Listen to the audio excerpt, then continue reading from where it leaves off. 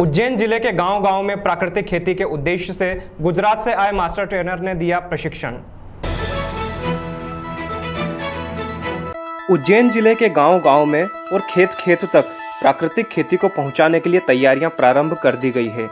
जिले के किसानों को प्राकृतिक खेती के तौर तरीके समझाने और उन्हें प्राकृतिक खेती से जोड़ने के लिए प्रशिक्षक तैयार किए जा रहे हैं। इसी तारतम्य में 19 मई को कृषि विभाग और संबद्ध विभाग के मैदानी अमले को मास्टर ट्रेनर के रूप में प्रशिक्षण दिया गया। एक दिवसीय प्रशिक्षण कार्यक्रम कृषि विस्तार एवं प्रशिक्षण केंद्र उज्जैन में आयोजित किया गया।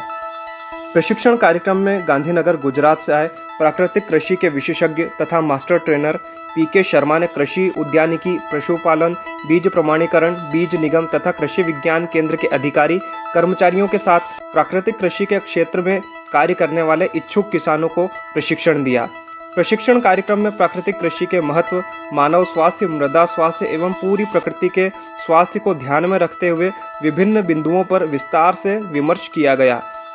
मिट्टी की उर्वरकता का संरक्षण, खेती की लागत में कमी, सकल आय में वृद्धि, मानव स्वास्थ्य की सुरक्षा, मिट्टी की नमी धारण क्षमता में वृद्धि, भूमि के कटाव में कमी, भूमि के पीएच मान का संतुलन, पर्यावरण की सुरक्षा, प्राकृतिक प्रकोप से रक्षण, विदेशी मुद्रा की बचत सहित प्राकृतिक खेती के आधार पर स्तंभ, बीजामृत, जीवामृत, घन जीवामृत, निमास्त्र, ब्रह्मास्त्र, अग्निस्त्र, सप्त धान्य, 10 पर्णी अर्क, नीम पेस्ट आदि के उपयोग के तरीके तथा इन्हें बनाने की विधि समझाई गई। साथ ही जिले में पूर्व से प्राकृतिक खेती करने वाले किसानों को व्यवहारिक जानकारियों से परिचित कराया गया। प्रशिक्षण कार्यक्रम में उप संचालक किसान कल्याण तथा कृषि विकास RPS नायक, परियोजना संचालक एवं कृषि विस्तार एवं प्रशिक्षण केंद्र के प्राचार्य BS जमरा, उप संचालक उद्यानिकी सुभाष श्रीवास्तव, कृषि विज्ञान केंद्र उज्जैन के डॉक्टर ASK कौशिक,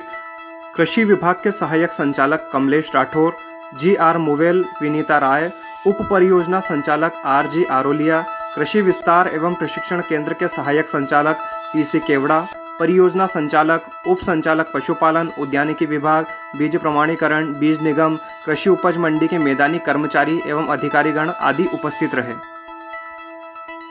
हमारे किसान भाई और हमारे कार्यकर्ता इस विधि को सीखें, प्राकृतिक खेती किस तरह से की जाती है और वो हमारे ज़िले के अन्य किसान भाइयों को बताएं ताकि वे भी अपने 10% भूभाग में 10% खेत में अपनी ये प्राकृतिक खेती को अपनाएं। इसमें विशेषकर जीवामृत, धन अमृत इनका प्रयोग किया जाता है और इसमें गाय का बहुत महत्व है। गाय का गोबर 10 किलो गोबर, 10 किलो पेशाब, 1 किलो गुड़, 1 किलो बेसन, इनको 200 लीटर के ड्रम में घोलकर 2-1 दिन रखें और फिर उसका छिड़काव करें। इससे मिट्टी में असंख्य प्रकार के जो लाभदायक जीवाणु हैं उनकी संख्या बढ़ जाती है और हमारी